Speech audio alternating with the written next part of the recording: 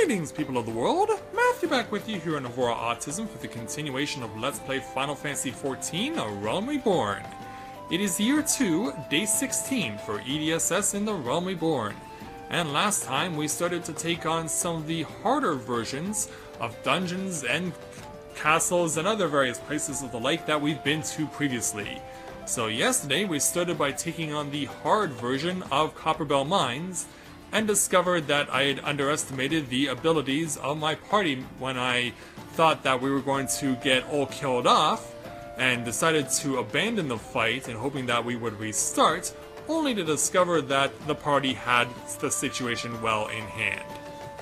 Yeah, shows you what I know, but today hopefully we can turn ourselves around as far as trusting my allies, as we take on now the hard version of Halatali, which we took on as part of the first round of the hunting log for the Grand Company that we chose, which is the Maelstrom.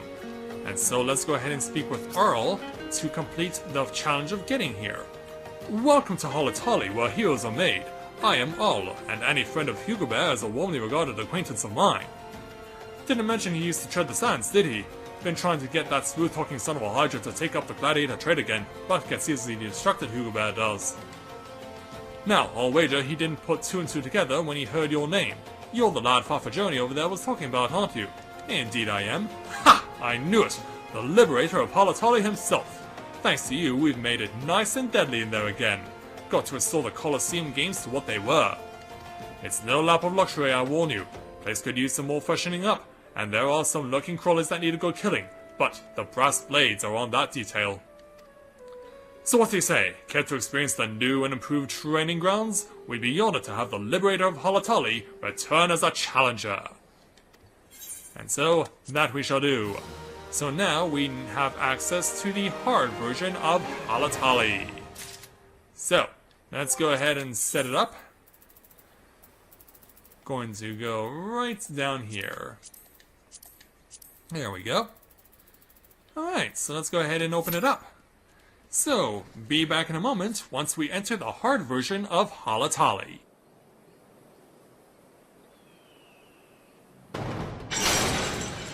And here we are.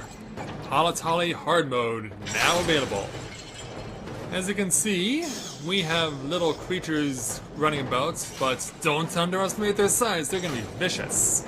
As well as all the new traps that have been laid out for us, as myself and 3 other online players begin their journey here at Halatali Hard.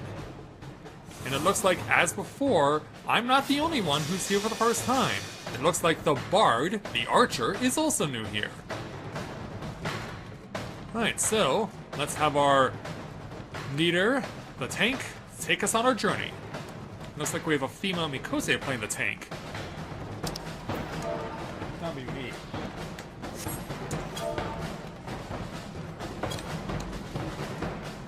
Yeah, just to give you an idea of what's going to happen. Much like in Copperbell, there's a lot of the tank drawing all the enemies from one side of the area to another to get them all brought in at once and kill them all at once. Oh, it looks like this one's going to back off a bit. Looks like this tank's going to back off just a little bit. I guess gonna take pity on the fact that I'm here for the first time.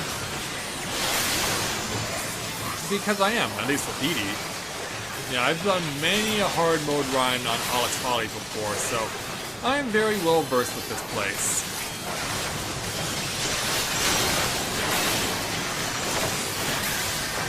So, dispose of them.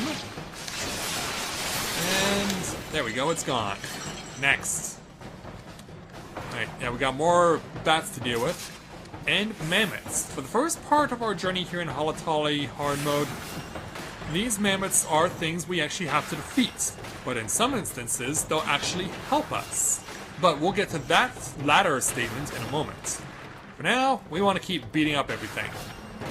As our tank goes and proceeds to bring all the bad guys together, and preferably underneath the spiked ball that you see there, because, as you see, it can put a status infliction on bad guys.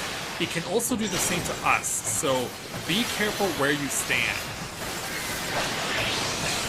Look out. Look out. And now let's set it up. Yep, look out for that. Look out for that. Yeah, you can see the statement vulnerability up. It has a time limit on it, as you can see, but if you can keep it going, if you can keep them under there, you can get that vulnerability increase remaining there. You can have it constantly reset. But as I said, it can happen to you as well. You can see at the top of the screen, it also hit me. I'm also affected by the vulnerability increase. Let's hit him with a big, awesome Dragon Fire dive. Yeah, so as the name implies, whenever the enemies get suspect to that attack, then they can take more damage. And jump. Haha! Right into the ball. Crushed. Alright, here we go. On to our next location. It's 2 more mammoths to deal with. Looks like we're gonna pull them away, or maybe not. Okay, well, this person has obviously done Halatali on hard mode as well, so they know where the spike balls are gonna land. They know where they're set up, they know where they're gonna land, and that was definitely an impressive use of knowledge done by the tank. Let's go ahead and keep pounding away on these bad guys. And as you can see, I was standing too close, so now I've also been affected by the vulnerability increase. But not for much longer. There we go. That's the first part of this place down. So, on to the first mini-boss. Pyrakmon. Now this guy, he's quite an interesting character because he's not the only thing here that we're going to have to deal with. In fact, there is something else that's going to show up as well. You can see on the right, showing up just now, there is another mammoth. But this one is not going to hurt us. This thing actually can help us. But we have to start by beating up Pyrakmon first, because he's got a lot of damaging abilities, including the 100-ton swing, which can hit all around and can cover almost the entire arena. It can cover almost the entire field of play, and so you need to be careful when he's using that move. And when he uses 1,000-ton swing and charges up for it, what you want to do is have someone hit the switch over there on the right, and that will activate the mammoth's force field. You can get a force field to go into play, and you can get some temporary protection against the 1,000-ton swing. And when it goes off, you take no damage. So, yeah, this guy likes to spam the move Piercing Flower a lot, so do the best you can to stay behind him when he unleashes that attack. Because if you don't, it can hurt you quite a bit, and it can also cause you to get electrocuted. Okay, 100-ton swing. Hopefully I'm far away enough. I am. Yeah, that's another thing that can cause electrocution. Alright, so charging up for the 1,000-ton swing again. The switch has been activated, and the mammoth can now provide us with a force field to give us some temporary relief. Right, we can now go back, return to attacking the Pyrakmon.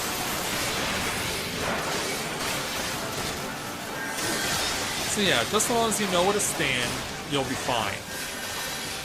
Yeah, this is similar, this particular enemy is actually similar to the second mini-boss back in Orm Vale. It fights in a similar manner to that particular boss. So if you know the Orm Vale fight, then you'll have no problem fighting this one too. But of course, since there's the addition of the mammoths and the really powerful ability, then obviously you want to take greater care in protecting yourself. But we have succeeded. What can we play for? Ooh, these go to a Dragoon, so I get the opportunity to earn them anyway. Plus animal fat. Yeah, animal fat, that's something that someone can use for crafting. Yeah, just pure unadulterated animal fat. That's pretty gross. But we can move on to the second stage here in Halatali hard mode. Oh, and the Bard DC'd. Nuts. Okay, they're back. Ooh, yeah, sometimes you don't want that to happen to anyone who's doing this. But thankfully we can wait for the Bard to return, and then we can get right to it.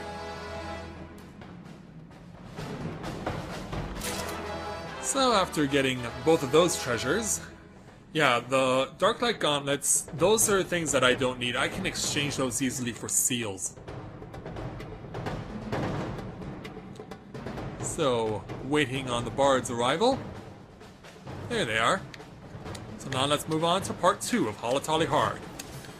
And as if you were paying attention to what the gladiators were saying, we were going to be expecting some beasts, and so we're starting with some curls.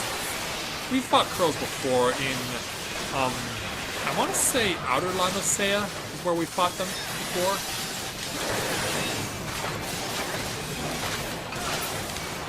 Alright. And as you can see on the right side of the screen, we have to kill off 7 of them. Yeah, full of 7 of these things, but they're not all that bad. So the 2 cups are down, now for its mother. I'm assuming that's the mother, but the fact that it doesn't have pup in the name would suggest that that is the mother. Animal cruelty in a video game, what can I say? And take care of you in a moment. Good, you're down. Well, look out for that attack, because that can cause paralysis. As you can see, it's called a Tarama. It's like a curl, but it's a little bit tougher. It does have a lot of the same abilities, though. And can also cause a lot of the same status afflictions. And over here, we should find a treasure chest.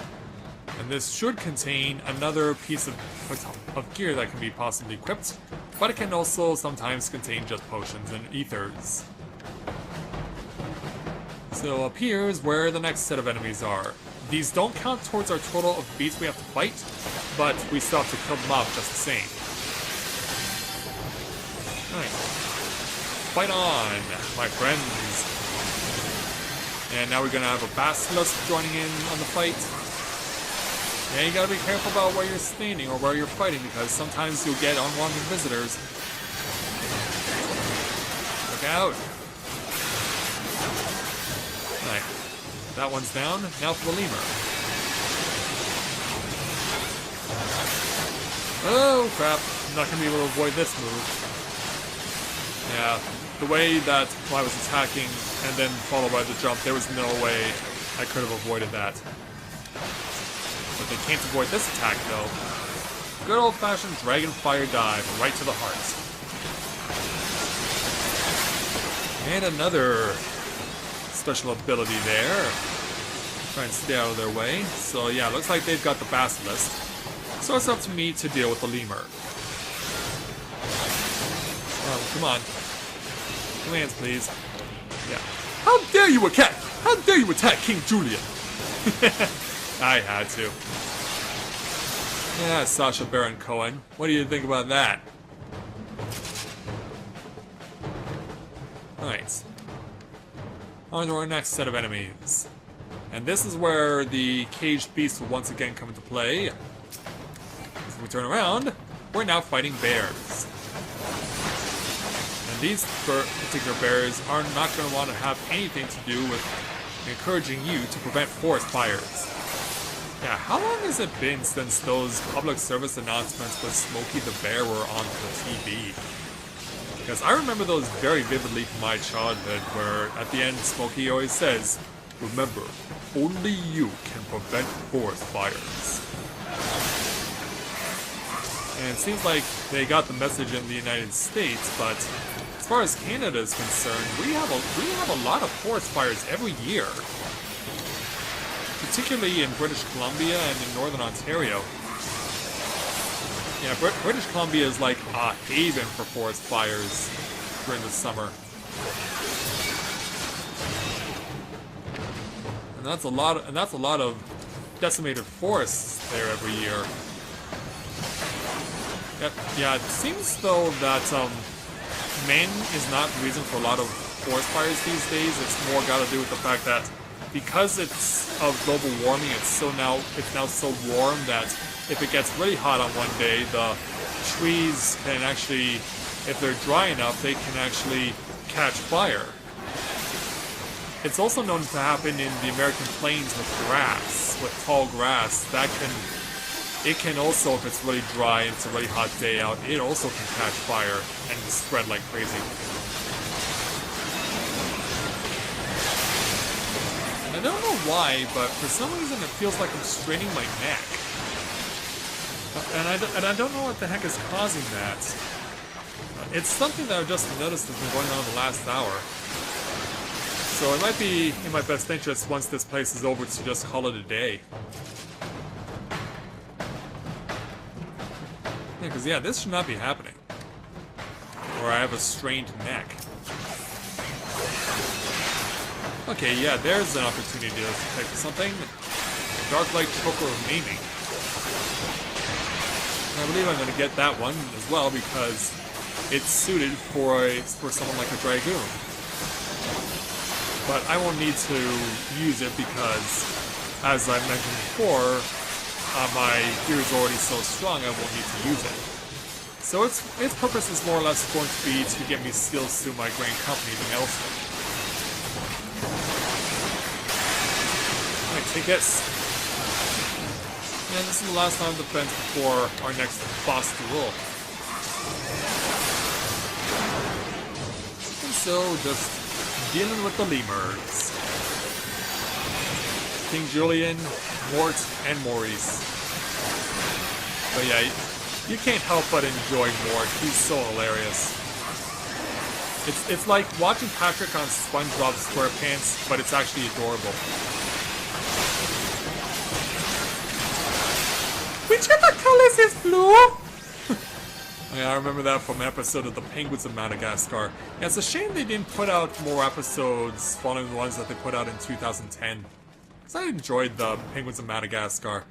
So now on to the second mini-boss, the Katovopaz. What you want to do here is have everyone stand in a specific spot where they can gain access to one of 4 shadowy orbs. Because Katovopaz has a special ability that, once it goes up, if you are in the way of it, you are in trouble. Because you can take some really significant damage.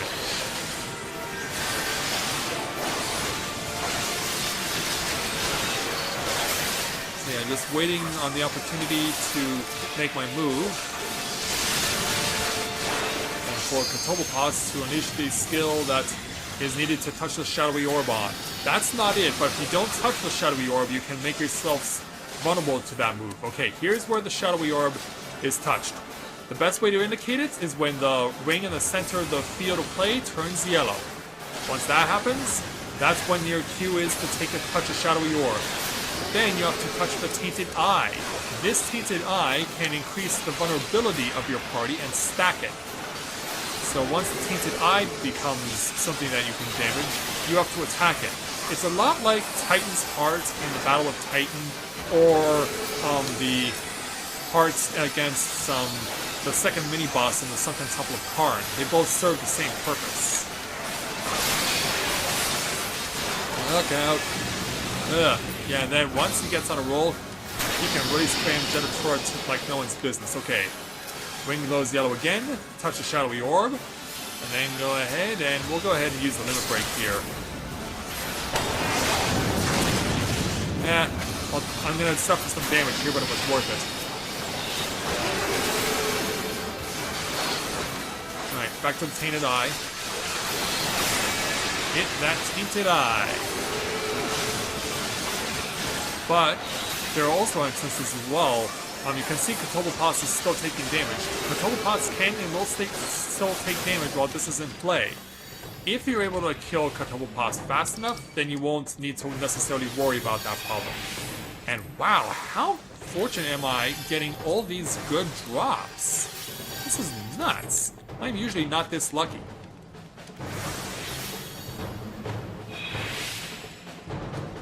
But yeah, I'm just getting gear drops like mad here in the Halatali hard mode.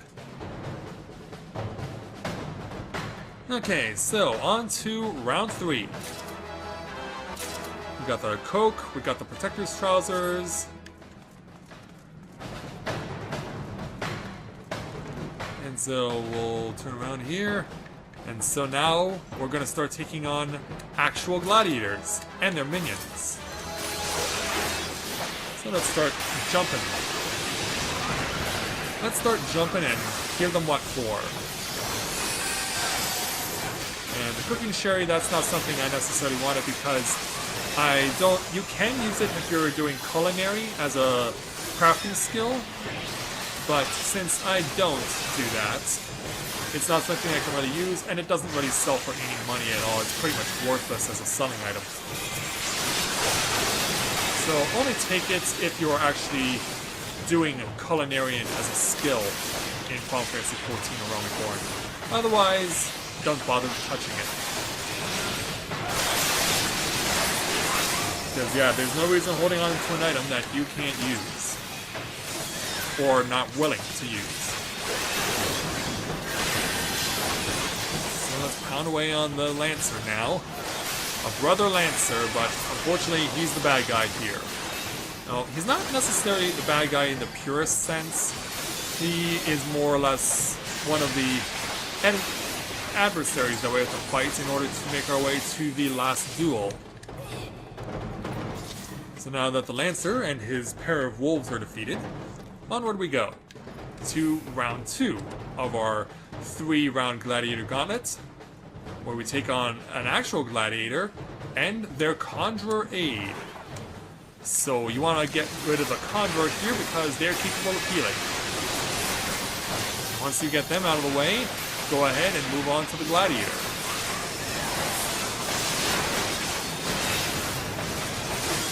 So yeah, we'll take it to this guy, or this girl, whoever they are.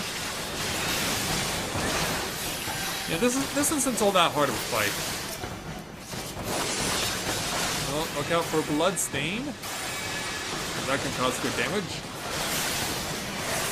And jump. Ow. Kapow, baby. 1 and 2. And soon you will be through. Especially when I slow you down a little. Spirits without, huh? Well, soon you'll be a gladiator without a spirit. And down he goes. And that just leaves one more round of gladiator trials before the main course, which will be our final boss duel. A marauder and 2 archers. Obviously, we want to get the archers first. So let's just go ahead and do that. Keep your attack focused on the archers to begin with, because the marauder, he's the one who really deals the damage, but you want to get rid of his friends because archers can cause a lot of nasty status afflictions against you, and you want to avoid those as much as you possibly can. So, see what you have to do to eliminate the threat that the archers possess, and then once they're gone, you can waste away on the marauder.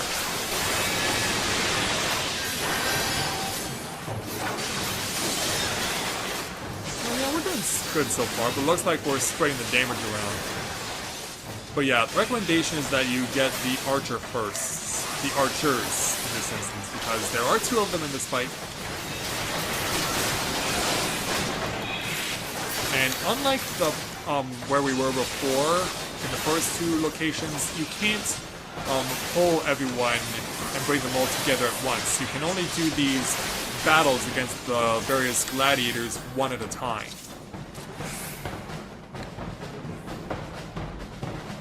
Now that we've taken care of that, all that's left is to take on our final boss duel. So speak with Bronze Bull there, that opens the last gate, and on we go to our final confrontation.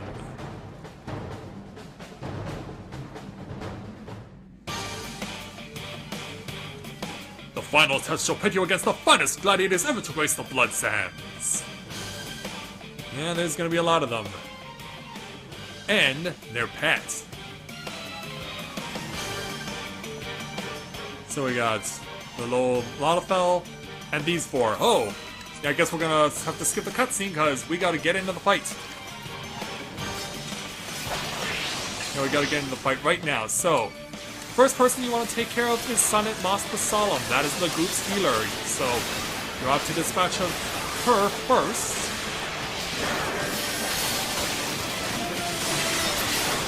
Then, next person to go after is Uglino, the Sand Devil. Now, granted you are not required to follow the order I suggest, but those are the two that cause the most pain, because Uglino is also an archer. And as I mentioned before, archers have the tendency to cause some pretty bad status ailments if you don't deal with them. Then between Franz the Fair and Langosat the Lionheart, Franz the Fair being a gladiator, Langosat the Lionheart being a lancer, take your pick. Either way, they're pretty tough.